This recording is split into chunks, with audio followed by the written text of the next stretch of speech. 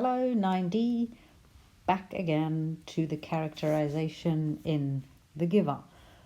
In the last lesson I taught you how to find character traits, how to make a point, how to find evidence, and how to explain your point. Now today we will come to the actual characterization. So the aim of my lesson today is that you will be able to write a characterization and hand it in to me. Okay, we will start again with this analysis grid, because your task was to fill in the grid, to find more character traits, to find more examples, and to find more evidence, and also to give explanations and references. So this is what your analysis grid looked like. And I also have a solution for you. You will find the solution on Moodle as well, so you can download it and have a look at it. And I will also show it to you here to let you see what I have done. Also, if you couldn't come up with any more examples, you can use mine for your characterization. As you can see here, I have put in 4 more examples. On the right hand side you see the point I make, or the character trait. So this would be where your paragraph starts, the paragraph you'll be writing in a minute. So this will be number 1, and then you would explain that. For example, Jonas is inquisitive and determined. We can see that because he wants change and believes that things can change once memories are reinstated. For example, you can see that at page 101, line 19, when he says there could be love, or same page, lines 4 to 5. There's an N missing. Things could change, Jonas went on, things could be different. And there are more examples at page 101 if you look closely. And then have some more examples for you. Character trait: disobedient, rebellious, intelligent, thoughtful, free thinker, brave, committed, focused, determined to fulfill his destiny. And I have the explanations here on the left hand side, and the quotations that you need, so the evidence or the proof in the middle. Okay, you can download it and have a look at it while we go on. Now the next step is that I would show you how to write a paragraph. I've already made an example orally. We will have a look at this first point again: caring heart, warm-hearted, takes care of Gabriel, and the example. And this is how you should start your characterization. You start with a general introduction. This is what I call this. Because this is a characterization of Jonas. And you would start with: Jonas is the protagonist of the novel The Giver. Therefore, his character can be analyzed in detail because we learn a lot about him in the course of the novel. Full stop. General introduction. You can use your own introduction, or you can use mine, of course, if you want to. And you go on with the content of the chapter you're talking about. So maybe I should add here Jonas chapter 16, because this is what we're dealing with. So the content of the chapter. In chapter 16, Jonas sees a memory of a family celebrating Christmas, which makes him experience happiness and love. Back at home, he talks of love and confuses his family.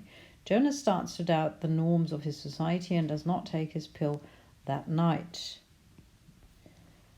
So you give a brief content of the chapter so your reader knows what he's dealing with. After that, the actual analysis starts. And this is what we've talked about here. What you're doing now is, after this introduction, you start with your first paragraph using the PEE method. So you start with the point. I have marked the point here in green. There's a second point coming later, and the explanation, so the first E or the example, as we said, is underlined in blue and the evidence in red, so you can really see how this method works. In this chapter, it becomes clear that Jonas is open to doubt the rules of his society. Obviously, in his society, fire is forbidden. There was a fire. I can certainly see why those things were outlawed. Page 99, lines 28 to 30. However, Jonas feels a conflict inside him when realizing that even though forbidden, the fire was a pleasant experience. Quotation, I did like the light they made and the warmth. Page 99, lines 31 to 32. The realization leads to even asking his parents if they love him. Confer, page 100, line 4. Even though he knows that he will be reprimanded for imprecision of language, confer that at page 100, line 6.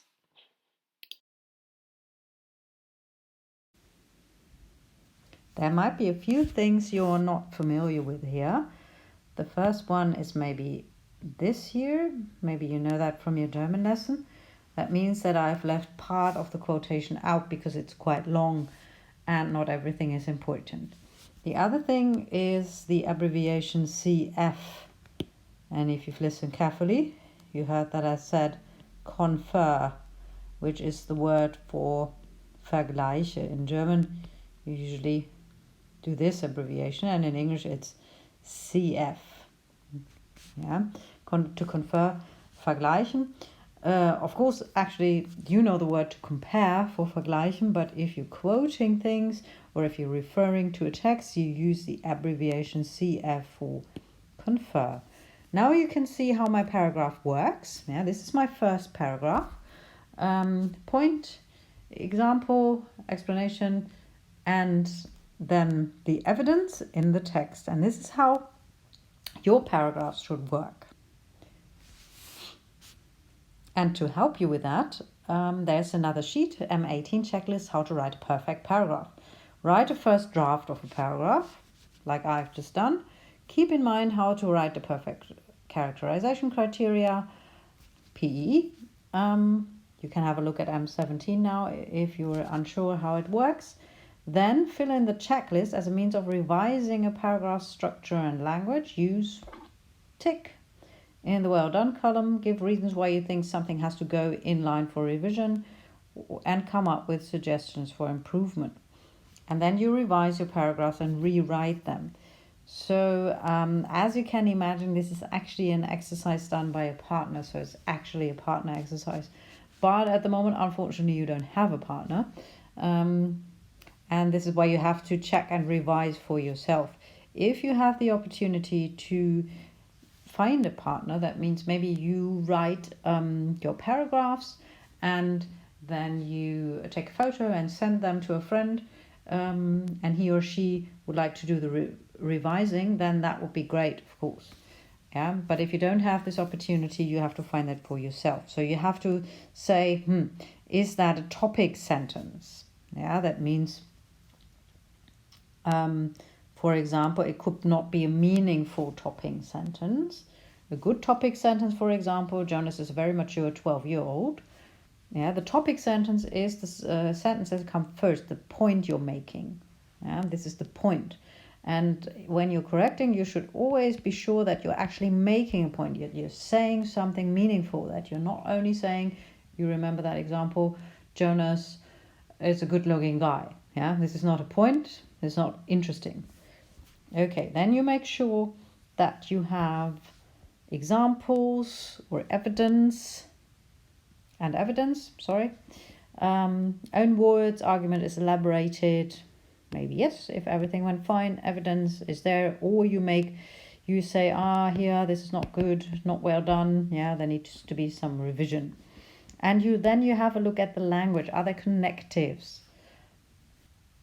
Are there participle construction? Are the tenses correct? Yeah, you remember that because when I read your reading logs, there was a lot of tense hopping going around. You have to stick to the simple present mainly.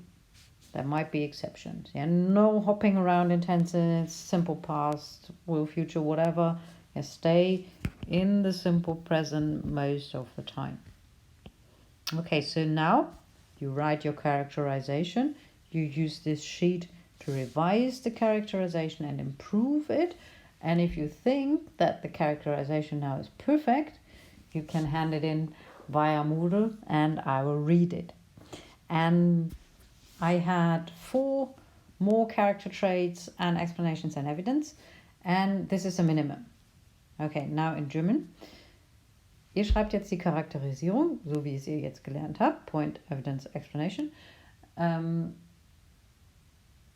Ihr schreibt jetzt die Charakterisierung, so wie ihr es gelernt habt, Point, Explanation, Evidence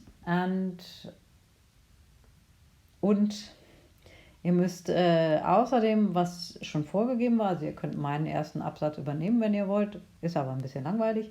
Schöner wäre, ihr würdet was Eigenes schreiben. Und es müssten mindestens 4 Points dabei sein, also 4 weitere Charaktereigenschaften. Ihr könnt natürlich das benutzen, was ich gemacht habe, aber auch das ist ein bisschen langweilig.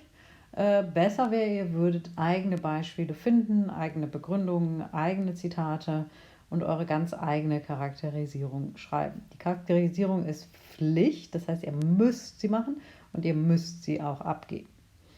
Ihr habt dafür die ganze Woche Zeit. Eventuell sehen wir uns in der Woche danach ja auch wieder im Unterricht. Niemand weiß nichts Genaues. Und ihr könnt es vorher über Moodle abgeben, ihr könnt es mir dann auch persönlich abgeben. Das ist egal, aber ihr müsst es machen. Okay, and I really, really hope that I will see you back in class again very, very soon.